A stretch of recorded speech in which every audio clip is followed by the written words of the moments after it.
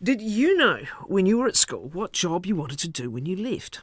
Is it the one you ended up with? Are you still in it? Our guest now says we need to move away from the what do you want to do career question because in this era of fast-moving technological change, it's hard for anyone to know exactly where the job market's going to go, let alone kids. Jane Kennelly is Director of People for Skills Group, which works with businesses, industry, bodies and government agencies on how to build or upskill their workforces. It also works with school guidance counsellors. Jane says locking kids into a job title at 16 or 17 just piles on the pressure. Instead, parents and teachers should help guide teens into subjects they enjoy, which they can build a good foundation on for further skills and study. She says parents should guide teens just like that. Jane Kennelly is with us in the Auckland studio. Morning, Jane. Kia ora. How are you, Catherine? Really good, thanks very much. Good. So, what's the age-old thing? What are you going to do when you leave school?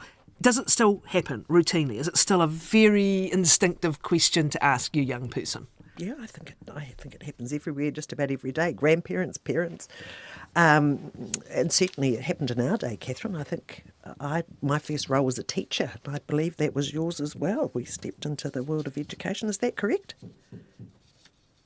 This goes to show how loose it is.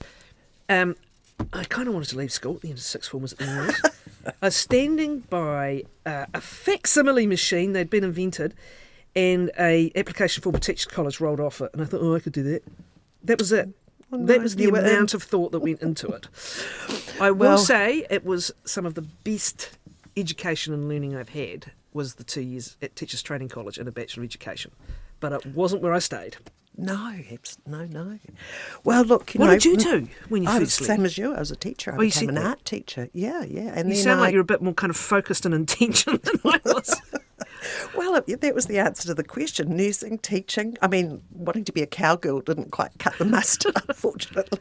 Yeah. But anyway, getting sort of more to sort of current times, I guess, whereas we had some assuredness because our working lives were, slightly more predictable back then. Today's world is just so unknown. There's technology, there's AI, there's an economy at the moment that's making people feel really nervous. See, and there are that's the changes to important NCEA. point. That's the important point. We'll come back to the NCEA one. You're not going to have the classic job for life. And people still did. They even had the same employer for a long time in yours and my era, right? You're going to be living with uncertainty, and so you need to have a constructive mindset about that from the start, right? Sure. So, and some of it now will start at home. So instead of asking that scary question, what are you going to do when you leave school? I think it's really appropriate for grandparents and parents to think of other ways to start to engage the teenagers in the conversation about, what do you see your future holding? Because most of them have got no idea. Some of their teachers have got no idea. They feel pressure. They feel like if they say something, they're going to be sort of buttonholed into it for however long. It's kind of like trying to say, what's your house going to be in 10 years' time? We've got absolutely no idea. And I think the thing that they're focused on is the fact that change is so extreme at the moment. We don't even know the careers that are going to be around in the next couple of years. You mentioned the NCEA changes as well. Can you just speak a little bit more to that? Because, again, that's uncertainty heaped on uncertainty in some ways. Yeah. Because it would be foolhardy to think that all of these changes are happening and young people aren't cognizant of them. One, they're probably being talked about at home and at school. But what that means for a whole group of people is, what on earth am I going to be studying? What are my subjects going to be? How am I going to do this? I knew how NCEA worked. Now we've got something else coming along, and certainly it's being phased in over a period of time. But that just means that there's a broader group of people who are feeling really anxious about what do the changes mean, because no one knows. So it's like living in that world of ambiguity, which for some people is really tricky. People like concrete answers, but we haven't got them at the moment. How do you talk to them then? Actually, NCEA is a really good example because one of the reasons it's being reviewed is the whole, has it gone from being a much broader qualification that shows you what kids can do rather than saying half of them failed to being something that's kind of not seeing them put together the right qualification blocks, right? Yeah. And one of the earlier pieces of advice I remember having some years ago from senior educators was make sure you as a parent understand NZEA and can help guide them on what they need to put together depending on what they might want to do after school. So how do you talk about something as standard as, what subjects you're taking?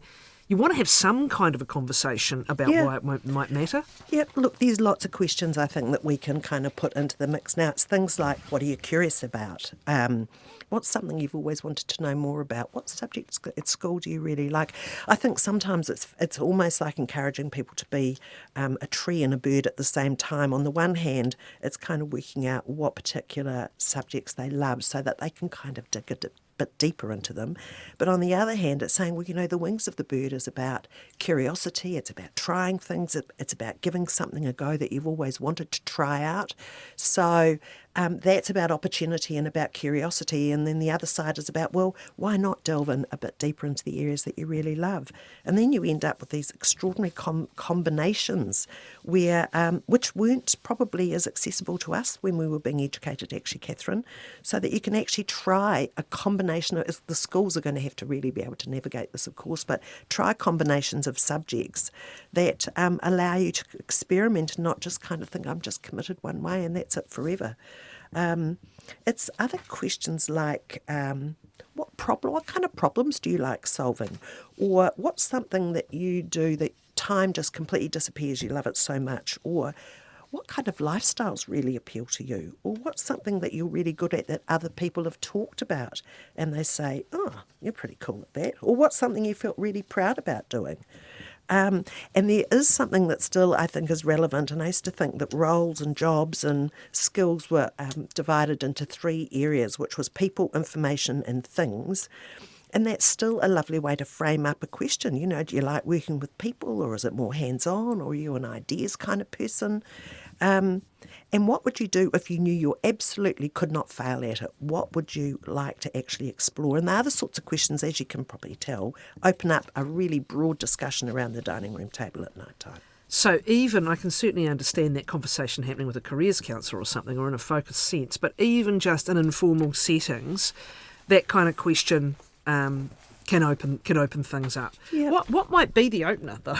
What might even trigger that conversation in the first place if it's not about where you want to head? What's your opening question to get this going?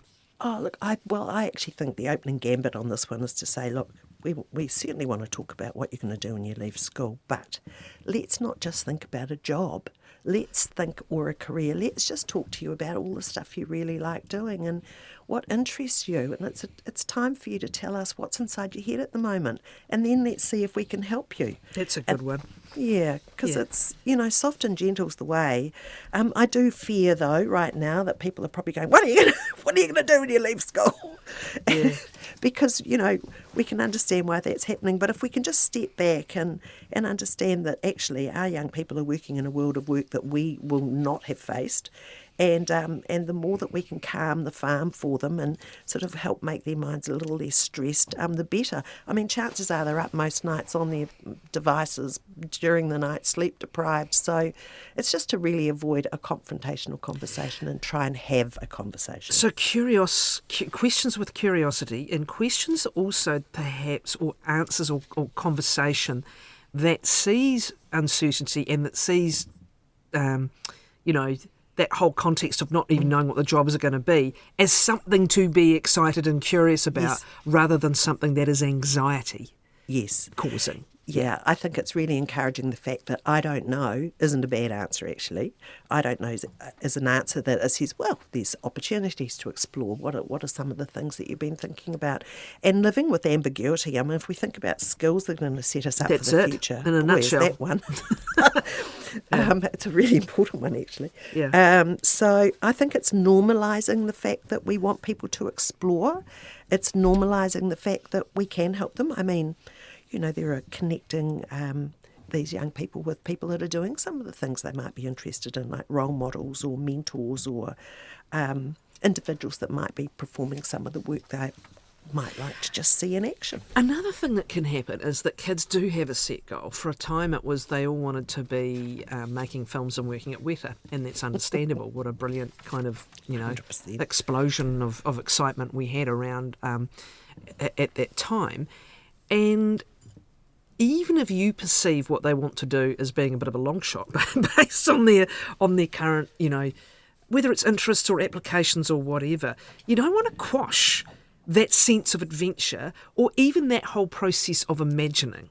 You don't want to come in and say, yes, but, do you? How do you have a good conversation along those lines? Yeah, you're bang on there, actually, because, it's actually really encouraging them to imagine harder, which is the... and so perhaps it's saying, well, look, that sounds great. What do we need to do to help encourage that? Who do we need to connect you with? What can we do to support you in looking into what it might be like in the radio industry or TV or whatever it might be?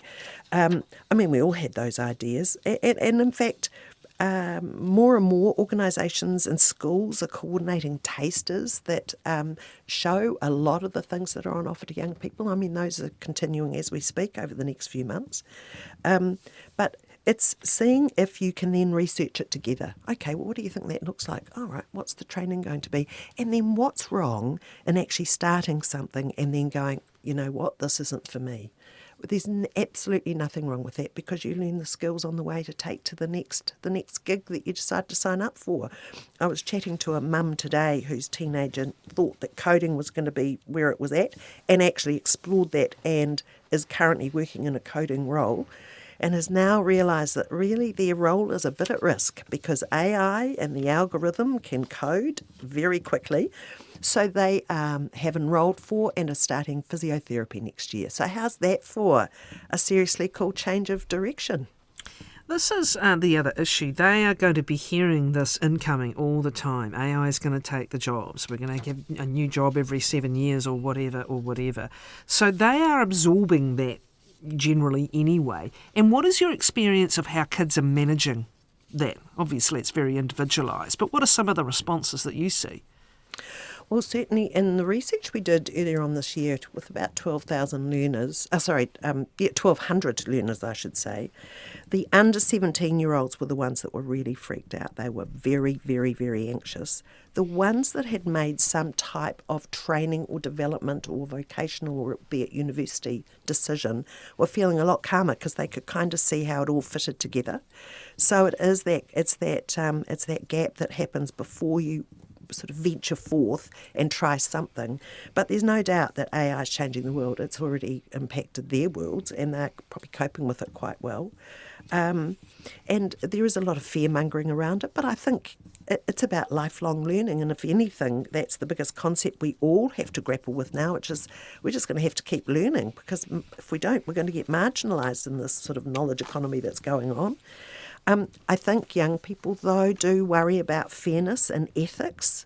They really do worry about whether or not their information is private, the things that they should be concerned about. But basically, everyone needs a baseline of AI literacy. We need to help prepare people to adapt to change, because change is so much part of our world. And AI won't replace things like empathy or creativity or indeed hands-on work in the trades. I think one of the inventors of the internet was asked recently, what is a role that's impervious to AI, and it came out become a plumber. And that's absolutely true. Who's going to fix your leaky roof? Or indeed cut our hair. So there are a whole range of roles that actually can be explored and are very viable and, in fact, are very lucrative, and they will probably be impervious to change for some time, if not for a very long time. So I think the key is don't panic. Yeah. It's about preparation, and it's about guiding young people to be adaptive, collaborate, and to use AI responsibly, because there's no point trying to be scared of it. You've just got to get in there and give it a go. How do you speak the language of lifelong learning when kids are utterly, completely, totally over it, most of them by the end of school, and certainly by the end of tertiary? Like, again, how do you make this something to be curious and excited about? Okay, you may retrain, you may do things differently, down the track. Whatever. So let's just get started and whatever your first adventure is. And again, talking about it as something, A, that's going to be normal, and B, that's put in a positive light of of being ready for lots of change. But that whole issue of lifelong learning as well, is that something you talk about or you don't talk about yet? I would suggest it's probably something that will reveal itself in the fullness of time. It's better not to bamboozle people straight up front, because effectively everywhere they go, they will be exposed to learning.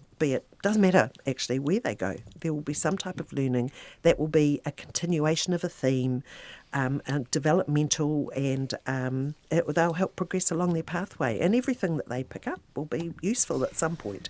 So I would steer away from I predict in the future that you will be learning forever. Imagine it. You'd be going, oh my God, I want to leave school first. I don't want to do that. Yeah. Well, what do we know? I'm not sure if you've touched on it already, but what do we know about how young people are feeling about their workforce readiness as they're getting towards the end of their school career? I think you've published a report on this, a survey on this. Yep, we absolutely have. And so under 17, still at school, really anxious, really like 80%, super anxious. But as people get into the work, into some type of training or upskilling, they begin to start to feel moderately confident that they kind of can see how it all fits together. And as they get older, they become more confident. And in fact, in our research, a good percentage of the ones in training, at least 60, nearly 70%, were feeling quite confident about the world of work. So it's just getting them on their pathway, and that's probably step one, is let's get the first hurdle over and done with. All right. Look, there will be this period of uncertainty. I'd like to come back to it again as the government moves on from NCEA. What are the conversations that ideally happen right now for young people, who are already in this situation or who are going to be? You come back to your same key points, right? You've learned what you've learned, and it's about applying that in wherever things go from here. Like, how would you talk to them about it? You learn what you learn. There's a breadth of opportunities out there, from trades to university, micro-credentials. I mean, a number of these young people have actually already got their side hustles going. They're kind of making money on the side using tech. So it's encouraging that.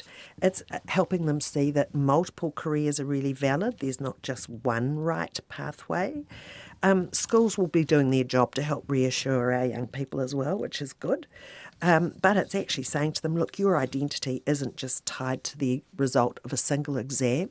This is about actually feeling part of a community, a workforce, a training pathway, and that instead of decisions being made for them, that actually they should be encouraging shaping their own futures themselves by doing their research and doing the things that they might want to explore.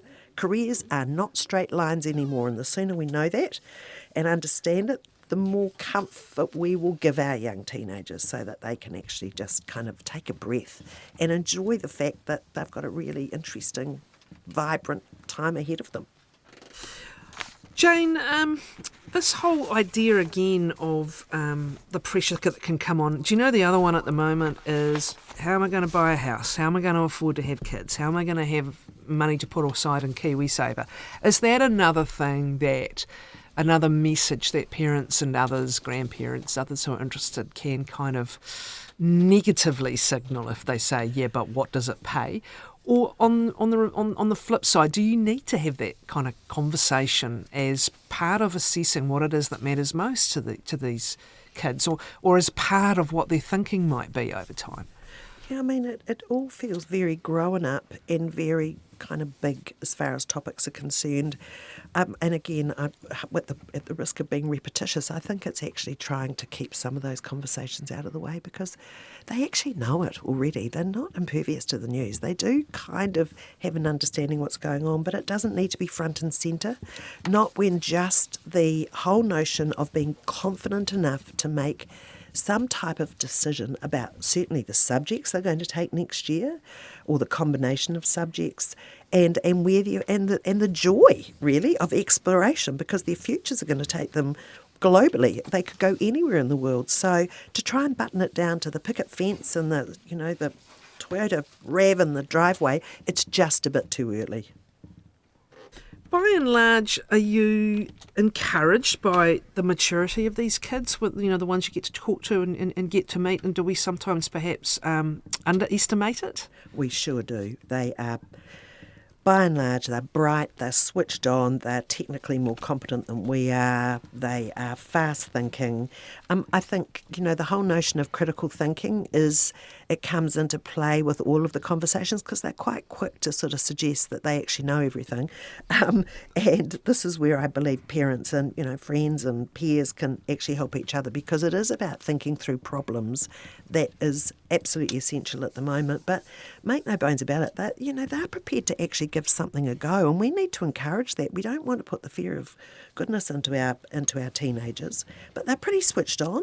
They certainly are watching their friends do some pretty interesting things, and if we can make them feel confident enough to go forth and give it a go, well, we've done our job. How good are most businesses, obviously this is your field, Jane, but how good are most businesses and most employers at upskilling the people, including the parents listening here, who are in the same workforce as well? Is it something that New Zealand firms and employers are onto sufficiently, or do we have a ways to go?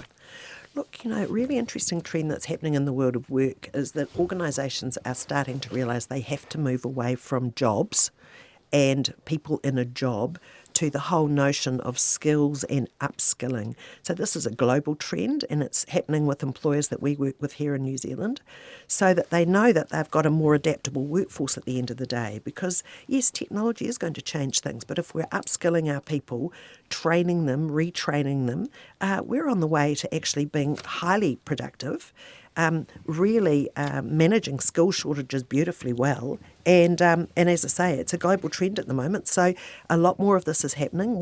Of course, this is our bread and butter where I work at Skills Group. And we love working with these organisations that are bringing in AI for a whole range of topics.